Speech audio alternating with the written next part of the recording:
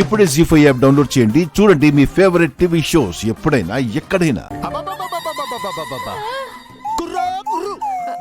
నేనెన్నో సేతులు చూశాను గాని ఇంత నష్టజాతకపు సేయి నేనెప్పుడూ చూడలే. కుళ్ళు, కుతంత్రాలు, కచ్చలు, మోసాలు. ఇంకా సేపు నీ సేయి నా చేతిలో ఉంటే నీ దరిద్రం నాకు పడతాడు.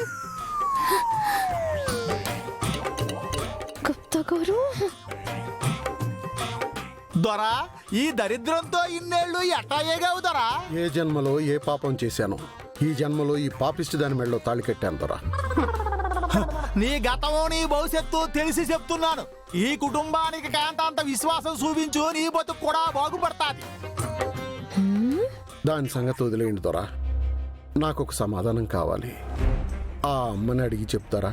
అడుగుదరా, అమ్మని అడిగి చెబుతా. నా పెద్ద కూతురు ఎక్కడుందో తెలుసుకోవాలని ఉంది. పుట్టగానే బిడ్డని పోగొట్టుకున్న దురదృష్టవంతుణ్ణి దొరా. నేను చచ్చేలోగా నా కూతురు ఎక్కడుందో తెలుసుకోవాలని ఉంది.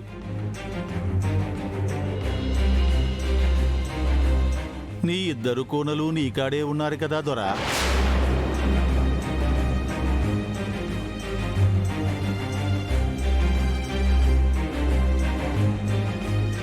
ఏంటి దొరా నువ్వు చెప్పేది? నా ఇద్దరు కూతుర్లు నా దగ్గర ఉన్నారా? అమ్మో, ఈ దొర అరుంధతే ఈయన కూతురని చెప్పేస్తాడా ఏంటి? అంటే నీ మనసులో ఉన్నారని అమ్మ పలుకుతోంది దొరా.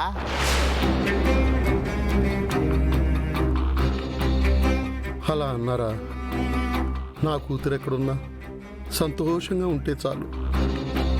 నాకు ఇంకేమీ వద్దు.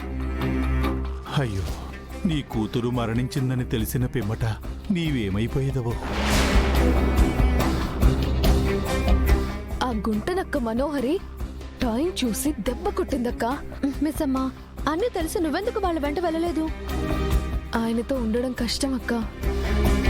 అరే మిస్ అమ్మా, కష్టంగా ఉన్నప్పుడే కదా ఇంకా గట్టిగా పట్టుకోవాలి. మన వాళ్ళు కష్టంలో ఉంటేనే కదా తోడుగా ఉండాలి, భరోసా ఇవ్వాలి. అసలు నువ్వేమనుకుంటున్నావు? ఇలా ఆయనకి ఆ ఇంటికి దూరంగా ఉండి నేను నిజాయితీ నిరూపిద్దాం అనుకుంటున్నావా? ఆయన నువ్వు ఆ ఇంటికి వెళ్ళకపోవడంతోనే మనోహరి గెలుపు మొదలైంది. మనోహరి గెలిస్తే ఆ ఇంట్లో నవ్వులు మాయమైపోతాయి, సంతోషం ఆవిరైపోతుంది. ఆ ఇల్లు కళ్ళ ముందు కూలిపోతుంటే చూసి తట్టుకోవడం నా వల్ల కాదు మిస్సమ్మ. అది నీ ఇల్లైనట్టు వాళ్ళు నీ కుటుంబం అన్నట్టు మాట్లాడుతున్నావేంటక్క? అంటే ఆ ఇంట్లో వాళ్ళు చాలా మంచి వాళ్ళు మిస్సమ్మా. అలా మోసపోవడం చూడలేక అలా మాట్లాడాను.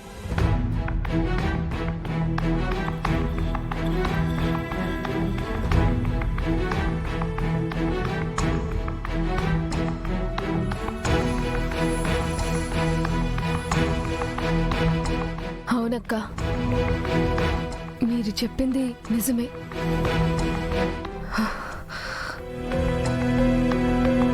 నేను ఆ ఇంటికి వెళ్ళకపోతే ఆ మనోహరియే గెలుస్తుంది. అది ఎప్పటికీ జరగనివ్వను.